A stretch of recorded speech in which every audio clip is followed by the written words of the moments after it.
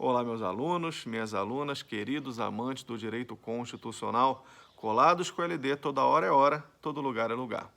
Um dos primeiros pontos que o candidato tem que enfrentar em direito constitucional são os fundamentos que estão no artigo 1º: soberania, cidadania, dignidade da pessoa humana, valores sociais do trabalho e da livre iniciativa e o pluralismo político.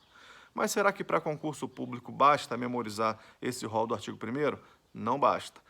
Tem que conhecer o conteúdo de cada um deles. Então vamos lá. Diz o artigo 1º que a República Federativa do Brasil é formada pela união indissolúvel dos estados, dos municípios e do Distrito Federal, constitui-se em Estado democrático de direito e tem os seguintes fundamentos: soberania, cidadania, dignidade da pessoa humana, valores sociais do trabalho e da livre iniciativa e o pluralismo político, o Sociedi-Valplur, aquele processo mnemônico que não nos deixa esquecer esse rol do artigo 1º: Sociedi-Valplur, soberania, cidadania, dignidade da pessoa humana, valores sociais do trabalho e da livre iniciativa e o pluralismo político. Mas, como eu disse, tem que conhecer o conteúdo para além da mera memorização desse artigo 1º. Então, vamos lá. Soberania. Quando a gente fala em soberania, a gente pode observar esse conceito tanto numa ótica interna como também numa ótica internacional. Soberania, à luz da ótica interna, é o poder que o Estado brasileiro possui de impor internamente, dentro dos limites territoriais do Brasil, a sua ordem jurídica. Mas temos também a soberania nessa ótica internacional. Aí já é dever de observância da igualdade entre os Estados. Nessa órbita internacional, nas relações internacionais, todos os Estados são igualmente soberanos e todos têm o dever de respeitar a soberania alheia. Então, soberania sob a ótica interna, poder de impor a ordem jurídica, e na ótica internacional, na ótica externa, dever de observância da igualdade entre os Estados. Já a cidadania, ela tem dupla acepção. Existe cidadania no sentido estrito e cidadania no sentido mais amplo.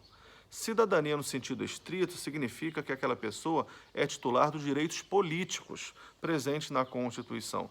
E é assim que é tratada, por exemplo, lá no artigo 5º, 73, quando fala da ação popular. Quem é o legitimado ativo da ação popular? O cidadão, aquela pessoa física brasileira, no pleno gozo dos direitos políticos. Tanto é verdade que a lei regulamentadora da ação popular exige a juntada no processo de um título de eleitor válido, para mostrar que o autor é cidadão e está no pleno gozo dos direitos políticos. Mas o termo cidadania também pode ser utilizado num sentido mais amplo, significando que aquela pessoa é titular de todos os direitos fundamentais presentes na Constituição. É muito comum ser usado nesse sentido mais amplo na mídia. Um jornalista vai até uma comunidade e diz: está faltando transporte público, está faltando hospitais, está faltando saneamento básico, não tem escola. Aí ele conclui: isso está ferindo a cidadania daquelas pessoas que ali estão. Aí a cidadania nesse sentido mais amplo. Dignidade da pessoa humana. Esse princípio da dignidade da pessoa humana, fundamento do Estado brasileiro, acabou provocando uma releitura do próprio direito à vida. O direito à vida, que está lá na cabeça do artigo 5º, não é só o direito à permanência da vida, alcançando inclusive a vida intrauterina, lá no útero materno, proibindo como regra o aborto. Não é só o direito à permanência da vida, é o direito a uma vida digna, a uma existência digna, devendo o Estado brasileiro preservar o mínimo existencial, um rol mínimo de direitos que assegure a todos uma existência digna. Então, esse é o fundamento da dignidade da pessoa humana. É o dever do Estado brasileiro de garantir uma vida digna a todos aqueles que aqui estão. Já os valores sociais do trabalho e da livre iniciativa só nos mostra o modelo econômico adotado pela Constituição. É um modelo capitalista, mas é um modelo capitalista que tem que harmonizar o valor social do trabalho e da livre iniciativa.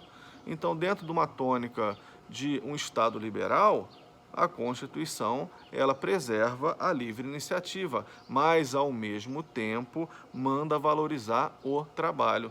Então, é uma harmonização do capital e da mão de obra. E isso acontece dentro da nossa Constituição, que consagra um Estado social democrático.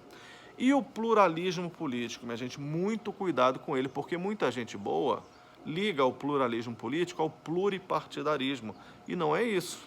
O pluripartidarismo, a existência de vários partidos políticos, é apenas uma decorrência do pluralismo político, mas com ele não se confunde. Pluralismo político está ligado a um pluralismo de ideias, à democracia como regime de governo. Dentro de uma democracia, vivemos num ambiente plural, e dentro dessa pluralidade tem o pluralismo político. Alguns são de centro, outros são de direita, outros são de esquerda, e tem que preservar esse pluralismo político porque nosso ambiente é plural, vivemos numa democracia. Então podemos resumir pluralismo político como pluralismo de ideias. E o pluripartidarismo é uma decorrência do pluralismo político. A existência de vários partidos decorre da preservação desse pluralismo político. Tudo bem, minha gente? Curtiram? Essa é a abordagem que eu queria fazer com vocês acerca dos fundamentos. Não fiquem apenas na memorização do artigo 1º. Conheçam o conteúdo de cada um dos fundamentos do Estado brasileiro, porque já caiu e pode voltar a cair. Se curtiram, deixe o like. Se não é inscrito no canal, inscreva-se e também acionem lá o sininho, a notificação e espalhe essa ideia para todos que ainda não colaram com o LD dentro desse projeto. Cola com o LD, toda hora é hora, todo lugar é lugar. Tá legal? Então inscrevam-se, acione a notificação e se tiverem alguma sugestão de pauta, comentem aqui embaixo também. Tamo junto?